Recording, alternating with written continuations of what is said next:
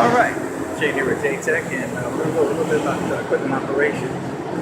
What I'm leaning on right here now is actually a scissor lift. There you go. And what it normally does is lifts you up in the air when you got to work on elevated areas. Pretty much a little quick run down here. First of all, down here, you got safety switches. It tells you time, hours ran right down here. On and off.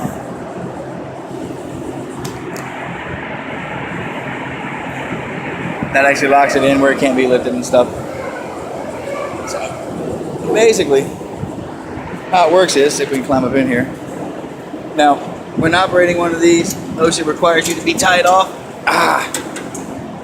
When you're, I believe it's above 8 feet. At least that's what they're saying here. I thought it was anything over 6 feet. It's supposed to be tied off, but right here is your safety cutoff. All right, but before you actually operate any of this right here, back here, there's a little chain. Kick it off, latch it in.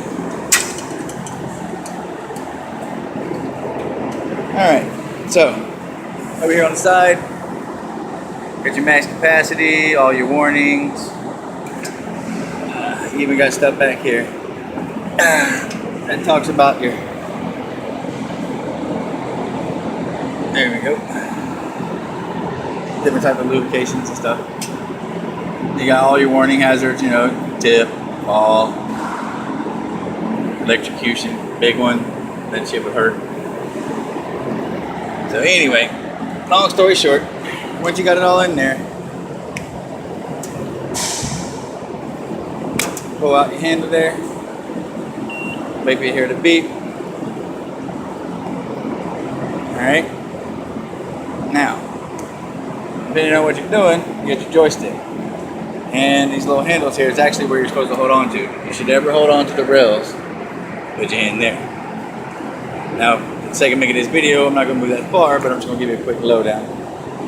Joystick, back here. Alright. Kind of like a jet fighter. Get the grip.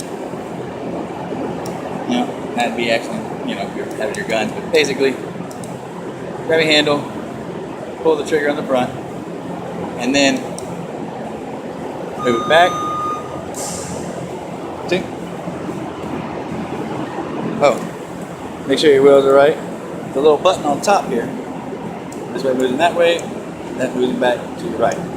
That's how you steer. You see how the tires are going in? And then they go back the other way. Alright? So, that being said, pull the handle forward, you move forward. Alright? Pull your handle backwards, you go back.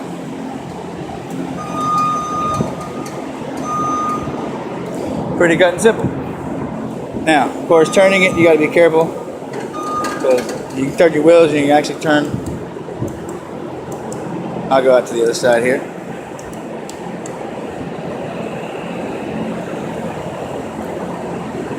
Turn them out far enough, and of course you move and you spin. How far you cut it, you can actually cut it back to the other way. See? Let's cut it over as far as we can here. This is going to make you move directly to the side. You still move forward just a little bit, but not much. Anyway, that's pretty much on the driving of it. One of the things it is a safety switch on this one. If you put your handle forward and then try to pull it, it won't go nowhere. So you got to have it in a neutral position, pull the trigger, move it forward. See? And then last but not least, your switch for lifting. Now in this case, I'm not going to lift it up real high. Same for instance, if you go, pull your trigger, and push it forward, takes it down. See, it's not moving, but now if you pull it back, there's your lift. I don't know if you can see it. And back down we go. One more time. Up. And back down you go. So, basically, when you're done, when you get your lift, you flip it over. Now, a few little simple rules. If it's real windy outside, extending it real high can mess you up. It can actually flip over. Not paying attention and the ground slopes, you can tip forward and everything. Never really hang anything on the sides. I mean, you have like a max, it's like a max load and everything, but that's for like forward, back, and everything. If you look right here, just always, when in doubt, you're not for sure, look right here. Okay, everything tells you. Anything and everything you need will be right there. If you're not sure, just go ask somebody. Don't operate it whatsoever.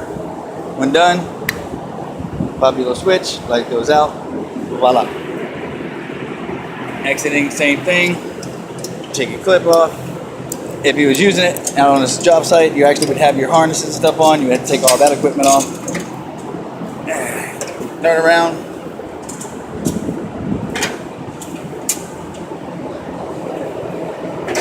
And you're done.